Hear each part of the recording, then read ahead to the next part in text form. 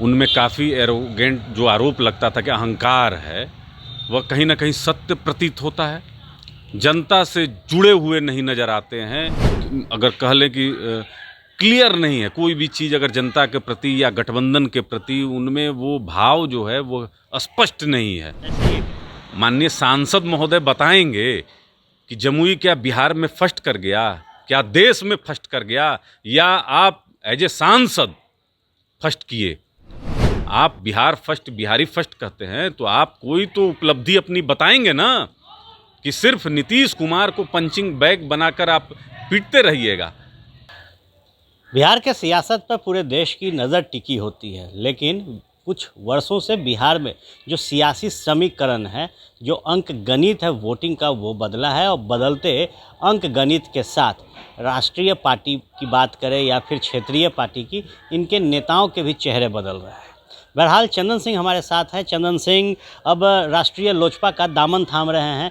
चिराग के करीबी चंदन सिंह क्यों दूर जा रहे हैं? नहीं, देखिए, जिस विचारधारा के लिए मैं श्री चिराग पासवान जी के साथ में आया था, अब कुछ वर्षों में लगा कि वो विचारधारा से भटक गए हैं चिराग पासवान जी। उनमें काफ़ी एरोगेंट जो आरोप लगता था कि अहंकार है, वह कहीं ना कहीं सत्य प्रतीत होता है। जनता से जुड़े हुए नहीं नज़र आते हैं, और कोई भी अगर कह लें कि क्लियर नहीं है कोई भी चीज़, अगर जनता के प्रति या गठबंधन के प्रति उनमें वो भाव जो है वो स्पष्ट नहीं है। कैसे ये कह सकते हैं? देखिए, अभी कल ही उन्होंने बयान दिया कि 40 सीट पे हमारी तैयारी है। आप नोटबंदी और जीएसटी पे प्रश्न उठाते हैं। आप बोचहा में भारतीय जनता पार्टी के खिलाफ में एक षड्यंत्र रचते हैं चुनाव हराने के लिए, वहीं आप कुर्नी में जाते हैं प्रचार करने के लिए। ये डुअल स्थिति समझ में नहीं आ रहा है। एक तरफ अग्निवीर का विरोध करते हैं और बिहार में धू धू कर जब ट्रेन जल रही थी तो आप मौन हो जाते हैं। अभी 2 जगह हिंसा हुई है, सांप्रदायिक हिंसा हुई है, बिहार शरीफ में और सासाराम में। आप नीतीश कुमार पे तो उंगली उठाते हैं, अच्छी बात है, वो मुख्यमंत्री हैं, लेकिन आप उप मुख्यमंत्री पे आप चुप हो जाते हैं। स्पष्ट नहीं है आप क्या करना चाहते हैं। देखिए, राष्ट्रीय लोक जनशक्ति पार्टी के राष्ट्रीय अध्यक्ष और केंद्रीय मंत्री आदरणीय पशुपति कुमार पारस जी स्पष्ट कहते हैं कि रास्ते में वही जानवर मरता है जो दाएं जाएं कि बाएं जाएं सोच नहीं पाता है। तो आपको स्पष्ट होना पड़ेगा और अपने कार्यकर्ताओं को भी आपको स्पष्ट संदेश देना पड़ेगा। लेकिन इनमें इतना एरोगेंस है, काम करने की आज़ादी नहीं है, तो बहुत सारे कारण हैं। जो विजन रहा था चिराग पासवान का, बिहार फर्स्ट, बिहारी फर्स्ट, उसके लिए तो आप लोगों ने खूब बैनर ढोया, क्या वो फ्लॉप कर गया?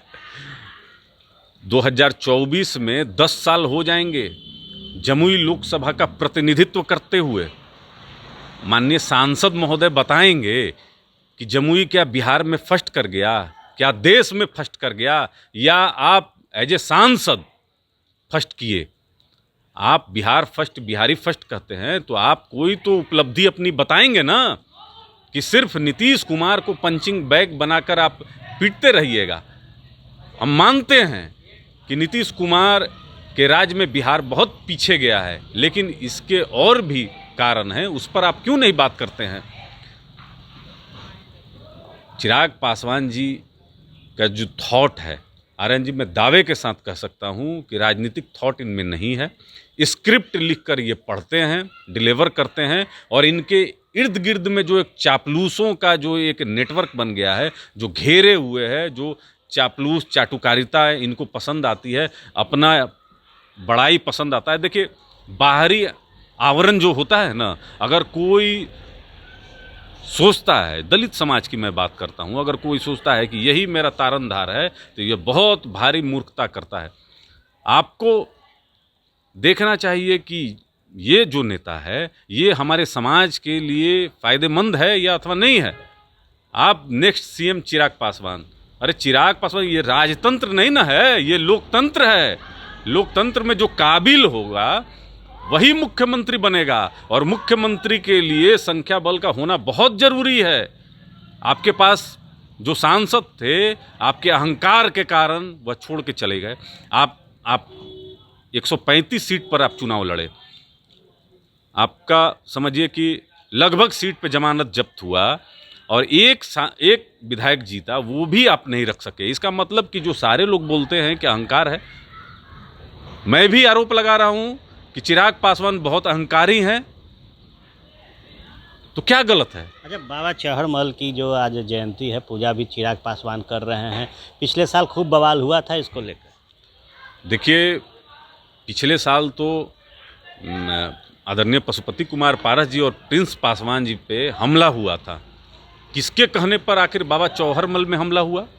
हमला का कोई कारण नहीं था, लेकिन कौन उसको उस्काया और क्या इनका कार्यालय उसका एपिक सेंटर था, क्या गढ़ था, वहीं साजिश को रची गई क्या?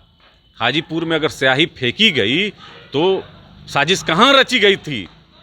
चिराग पासवान मौन क्यों रह जाते हैं? जो व्यक्ति अपने परिवार को और पार्टी को नहीं संभाल सकता है, वह बिहार को भी नहीं संभालने की क्षमता रखता है। मैं ऐसा मानता हूं कि पार्टी चिराग पासवान ने तोड़ी।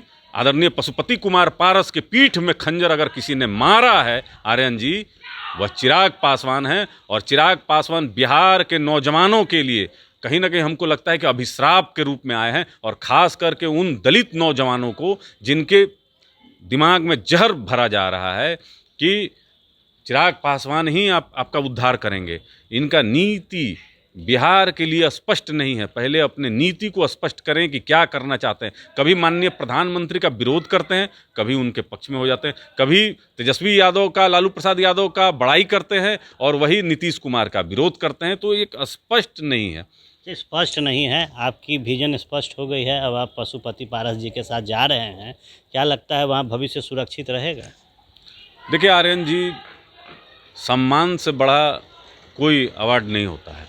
अगर आपको सम्मान मिल रहा है तो समझिए कि सब चीज़ आपको मिल रहा है, लेकिन आपको अगर उस प्रवक्ताओं की जो बैठक कथित तौर पर हो रही थी, चिराग पासवान से आप लोग पूछिएगा कि चंदन सिंह ने क्या ऐसा गलती किया था। क्या पार्टी के विरोध में मैंने बात किया? क्या नेता के विरोध में बात किया?